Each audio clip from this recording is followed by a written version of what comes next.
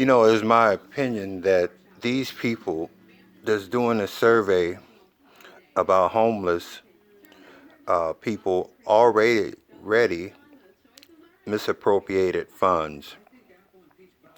And it's just the same thing going on in a different way. I worked at a lot of the Navy hospital in Great Lakes Navy base as a janitor. I made $21 an hour as a janitor. And if I was a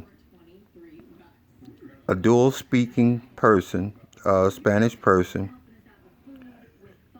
it was just a year by year contract. I would have been making $25 an hour. They had their own crew, and to spend your life here, see, I had to go somewhere else to realize how different it was.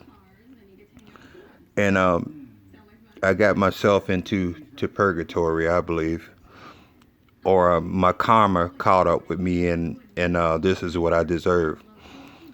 Now that I'm living on the right side of the law, from being on the wrong side for so long. The longest I spent in jail was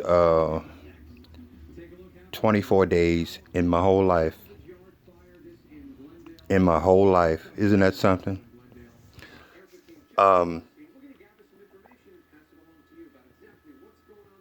So I'm not proud of it in a way, but in a way I am.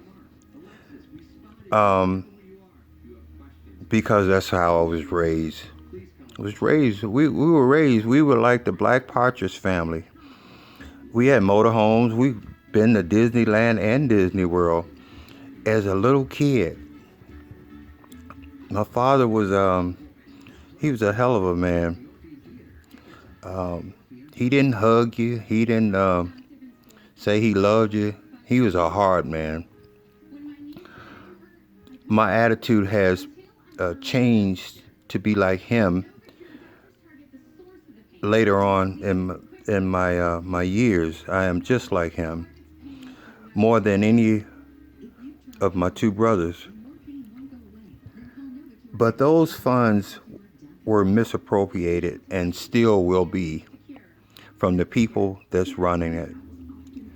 They had to come up with ghost numbers to get funding.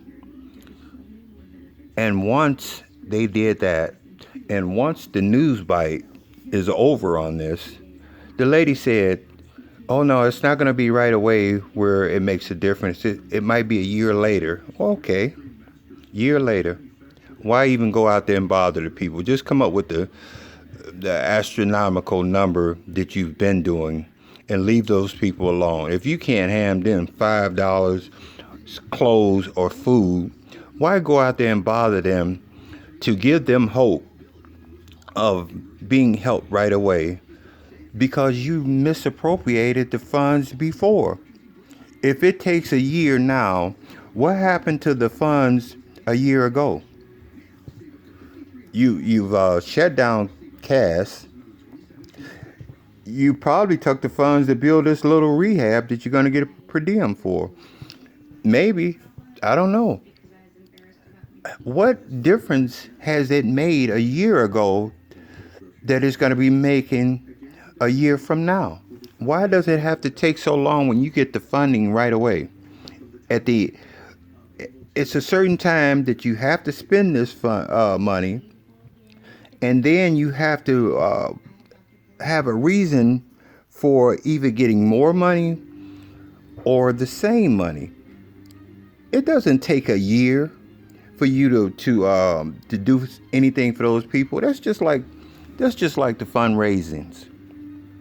You raise these funds because a state of emergency or a disaster takes a while for these people to feel the money and the help. A fundraising is to go almost hand by hand and help these people right away. But when the news bite is over, Everybody gets a tax write-off and whatever, and they sleep good at night, and that funding never goes to the people that it's supposed to. Look at Louisiana. If you think I'm lying, look at Texas. If you think I'm lying, look at wow. So why don't you just come up with the ghost number of how you've been doing when you said 22,000 people? That was probably last year. That number was only known and mentioned to the people that wanted to get the funding a year ago.